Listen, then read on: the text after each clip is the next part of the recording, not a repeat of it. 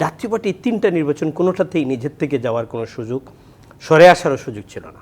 আপনি বলছেন জাতীয় পার্টি এই সরকারকে, মানে যে সরকার চলে গিয়েছে তাদের সহযোগী ছিল, রাজনৈতিক সহযোগিতা করেছে নির্বাচন। তার আংশিক সত্য, আংশিক হলো জোর করে সহযোগিতার জন্য নিয়ে যাওয়া হয়েছে। 14 নির্বাচনে এরশাদ সাহেব নির্বাচন থেকে সরে আসলেন। ভারতের সুজাতা সিং এসে নির্দেশ দিয়ে গেলেন এরশাদকে নিয়ে যাও, ধরে নিয়ে যাও, নাহলে নির্বাচন হবে না। এদেশে জামাত শিবির, বিএনপি রাষ্ট্র ক্ষমতায় চলে আসবে।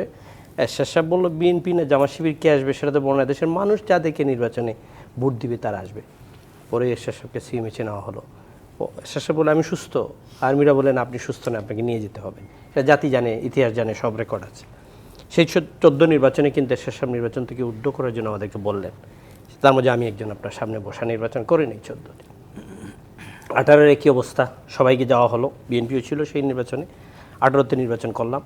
সেই নির্বাচনে আপনার 15 দিন আগে উইথড্র করতে হলো বাই ফোর্স।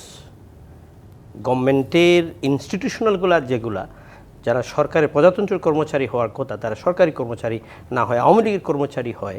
বিরোধী দলের নেতাদেরকে নির্বাচন কে করবে, কে দাঁড়াবে, কে আসবে, কে জিতবে, সেই ফরম্যাটের মধ্যে যদি আপনি থাকেন, তো আমি ফরচুনেট না আনফরচুনেট সেটা এখন বলতে পারছি না, সেই 14তে উইথড্র করতে হলো। 24-এর দল থেকে নমিনেশন দেওয়া হলো, আমি নির্বাচন করি নাই। দল হিসাবে এই 14 নির্বাচনে এরশাদ সাহেবকে নেওয়া হলো। 18তে সবাই মিলে গেল। ভুল ত্রুটি রাজনীতি তো আছেই, কিন্তু জাতীয় পার্টির 3টা নির্বাচন কোনোটাতেই নিজের থেকে যাওয়ার কোনো সুযোগ, সরে আসারও সুযোগ ছিল না।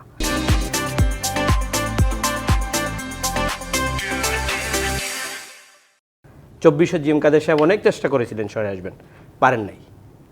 এটা দলের জন্য আঞ্চলিক আন্তর্জাতিক শক্তির এদেশের রাজনীতিতে সবসময় সক্রিয় ছিল, এখনও এমনভাবে সক্রিয় যেটা আমার পাশে বসে আছেন আমার মিলন ভাই একটু পরে বলবেন, প্রিন্স ভাই তো বললেনই। এদেশের রাজনীতির পিছনে আড়াল থেকে যে শক্তিগুলো হাত নাড়ায়, থাবা দেয়, এই থাবাটা কখনো খুব জোরে যখন হয়ে যান তখন দেশ লণ্ডভণ্ড হয়ে যায়।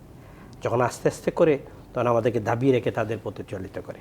এই রাজনৈতিক দলগুলোর ব্যর্থতার কারণে এই 15 বছর আওয়ামী লীগের শাসনে পুলিশ বাহিনীকে আওয়ামী লীগ বাহিনী করা হয়েছে, ইন্টেলিজেন্স বাহিনীকে আওয়ামী লীগ বাহিনী করা হয়েছে। জাতীয় পার্টিকে আওয়ামী লীগের কথা বলতে হলে জাতীয় পার্টি যারা বলবে তারা সংসদে যাবে, যারা বলতে পারবে না তারা সংসদে যেতে পারবে না। আমি তার জমানা সংসদে যেতে পারি নাই, বলতে পারি নাই। আপনার এই টক শোতে আমাকে এনে আপনি বেশি বলাইতেন যে বলেন তো এটা কী হয়েছে, আপনি হাসতেন, বলতেন তাজ ভাই এরপরে কী হবে, আমি বলে যেতাম।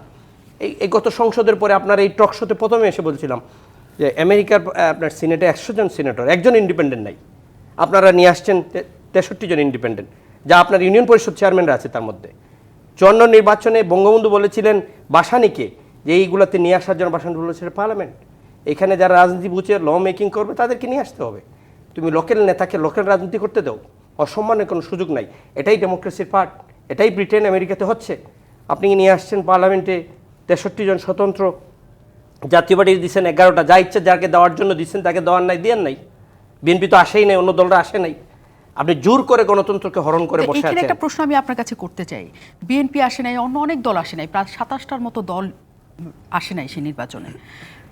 সেই নির্বাচনে জাতীয় পার্টি না যাওয়ার সুযোগ ছিল কিনা? জাতীয় পার্টি যদি মনে করে যে আমরা আসলে এই চাপে নতি স্বীকার করব, আমরা একটু সেখানে সরকারের অংশ হব, আমরা জেলে যেতে চাই না, এই ধরনের সুবিধার জন্য কি এক ধরনের সমঝোতা করেছে সবসময় জাতীয় পার্টি? দেখেন, আপনি এই প্রশ্নটা আমার মনে দলের সর্বোচ্চ নীতি নির্ধারণীতে যারা আছেন ওনাদেরকে একদিন যদি ডেকে এনে আপনি প্রশ্ন করেন, ওনাদের কাছে ক্লিয়ার আনসারটা বোধহয় ভালো হবে আসলে। বাট আমি ব্যক্তিগতভাবে জাতীয় পার্টির তো ছোট্ট একজন কর্মী হিসাবে আমরা মনে করি যে জাতীয় পার্টির 24-এর নির্বাচনে দলের চেয়ারম্যান অনেকভাবে আমাদেরকে বলেছিলেন, টকশোতে আমরা বলেছিলাম রিফর্ম না হলে নির্বাচনে কোনো ফায়দা হবে না গিয়ে। উনি নিজেও বলেছিলেন যে এই কর্তৃত্ববাদী সরকারের অধীনে নির্বাচনে গিয়ে নির্বাচনটা কোনো ফায়দায় দেশের মানুষের হবে না, সম্ভাবনা। উনি যে বাধ্য হয়ে নির্বাচনে গিয়েছিলেন তার প্রমাণ হলো এই ছাত্র আন্দোলনের প্রথম দিন বলেছিলেন এরা মুক্তি সেনা, এদের গায়ে হাত দেওয়া, সংসদে দাঁড়িয়ে একমাত্রবর্তী জিএম কাদের কিন্তু এই সংসদ শেষ হওয়ার আগে, অধিবেশন শেষ হওয়ার আগে বলেছিলেন যে এদেরকে গুলি করে যেভাবে মারা হচ্ছে, আন্দোলন নামের যে শব্দ বাইর হওয়ার পরেই আপনারা রাজাকারের তকমা দেন। স্বাধীন রাষ্ট্র, একটা গণতন্ত্র বলেন আপনারা, আছে সংসদ আছে, একটা স্বাধীন রাষ্ট্র, এখানে কিন্তু আপনার বিরুদ্ধে আপনি একজন প্রতিবাদ করবেই, বলার সাথে সাথে আপনি গুলি করবেন। সেই প্রতিবাদটাও ছিল রাষ্ট্র ক্ষমতায় থাকা অবস্থায়, হয়তো আরও বেশি করা যেত, হয়তো বা পারতেন না। এটা ওনার কাছ থেকে হয়তো আমরা ব্যক্তি হিসাবে দলের অনেক নেতারা, অজস্র নেতারা কিন্তু একসাথে বসে আমরা এটার বিরুদ্ধে প্রতিবাদ করি।